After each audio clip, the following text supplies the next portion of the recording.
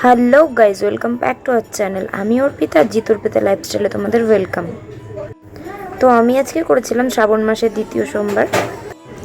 আমি সকালবেলায় উঠে তাড়াতাড়ি করে ঘরের কাজটা সেরে নিয়ে স্নান করে নিয়েছিলাম, আর তারপরে আমি এখানে পুজো দিতে চলে এসেছিলাম। আমি এসেই প্রথমে ঠাকুরগুলোকে ভালো করে মুছে নিচ্ছিলাম, আর মুছে নেওয়ার পরে আমি এখানে ফলগুলো সাজিয়ে রেখেছিলাম। মানে ফল ছিল, দুধ ছিল, মিষ্টি ছিল, আর অনেক কিছুই ছিল। আমি এখানে ভালো করে ফলগুলোকে ধুয়ে নিচ্ছিলাম একটা একটা করে, আর তারপরে আমি ফলগুলোকে একটা সাইডে রেখে দিয়েছিলাম। তারপরে আমি শিব ঠাকুরকে এখানে ভালো করে স্নান করিয়ে নিচ্ছিলাম। স্নান করানো কমপ্লিট হয়ে গেলে আমি এখানে ঠাকুরগুলোকে ভালো করে ফুল দিয়ে সাজিয়ে নিচ্ছিলাম একটা একটা করে সুন্দর করে।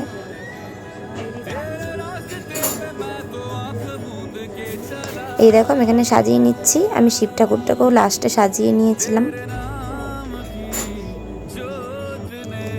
আর তারপরে আমি এখানে মালা পরিয়ে নিয়েছিলাম। আকন্দ ফুলের মালা ছিল না, অনেক দাম ছিল, সেই কারণে এই ফুলগুলো কিনে নিয়ে এসেছিলাম। আর নিয়ে আসার পর মালাটা যেহেতু অনেক বড় ছিল, সেই কারণে মালাটাকে ভালো করে দুভাঁজ করে ঠাকুরকে দিয়েছিলাম।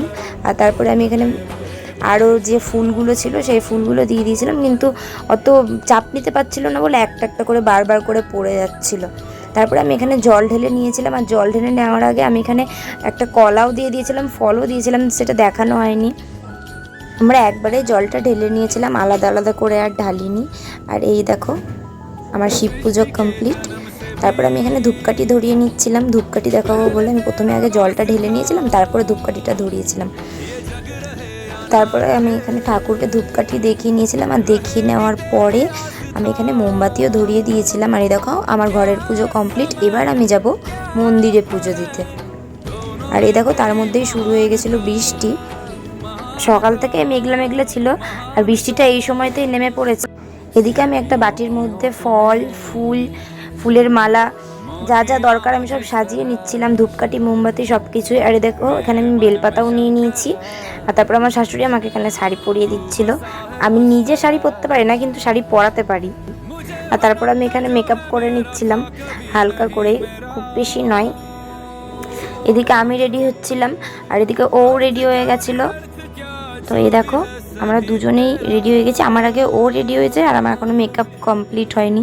তো আমি এখানে মেকআপ করছিলাম আয়নায়। আর এই দেখো আমিও এখানে রেডি হয়ে গেছিলাম।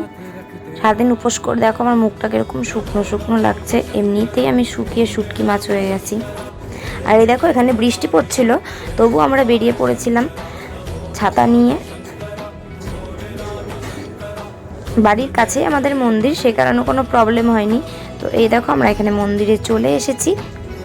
আর এই দেখো আমি এখানে মন্দিরে চলে এসেছিলাম, আর আসার পরে আমি এখানে শিব ঠাকুরকে মালা পরিয়ে নিচ্ছিলাম। আর তারপর এখানে যা ফুল, বেলপাতা যা যা ছিল সবই এখানে দিয়ে নিয়েছিলাম। আর হ্যাঁ, এটা কিন্তু একটা মন্দির না, মানে শুধু শিব মন্দির না, এখানে আরও অনেকগুলো ঠাকুর আছে। আর আমার পুজো দেওয়ার পর আমি ওকেও বলেছিলাম তুইও একটু এখানে পুজো দিয়ে নে। ও উপোস করেই ছিল, কিন্তু বাড়ি এসে ভাত খেয়ে নিয়েছিল। আর এই দেখো আরও এখানে অনেক ঠাকুর ছিল। এখানে রাধাকৃষ্ণও ছিল, আর অনেকগুলোই ছিল, আমি অনেক ঠাকুরের নাম জানি না। শীতলা ঠাকুরও ছিল, লক্ষ্মী ঠাকুরও ছিল। তো ও এখানে ধূপকাঠি, মোমবাতি দেখিয়ে নিয়েছিল, আর দেখিয়ে নেওয়ার পরে এখানে ঠাকুরকে খেতেও দিয়ে দিয়েছিল। তো আমার এখানে প্রায় পুজো কমপ্লিটই হয়ে গেছে। আমি এখানে ধূপকাঠি দেখিয়ে নিচ্ছিলাম। আর এই দেখো আমি এখানে মোমবাতিও দেখিয়ে নিয়েছিলাম। আর মোমবাতি দেখিয়ে নেওয়ার পরে আমরা বাড়ি চলে আসছিলাম। আর আসার সময় আমাদের এখানে আরেকটা ছোট্ট মন্দিরও ছিল রাস্তার সামনেই। তো আমি সেখানেও একটুখানি ফুল আর ধূপকাঠি দেখিয়ে নিয়েছিলাম। আর দেখিয়ে নেওয়ার পরে আমরা আসছিলাম বাড়ির দিকে। আর আমি বলছিলাম পুজোও শেষ, আজকের মতন ব্লগও শেষ। তো এই বলতে বলতে আমরা বাড়ি চলে এসেছিলাম। আর এই দেখো এই ছিল আমার আজকে দুপুরের খাবার। আমি এখানে জামাও ছেড়ে নিয়েছিলাম। তো এই ছিল আমার আজকের ব্লগটা যদি ভালো লেগে থাকে তাহলে একটি লাইক, কমেন্ট, শেয়ার করে দিও। আর হ্যাঁ, সাবস্ক্রাইব করতে ভুলো না যেন। বাই।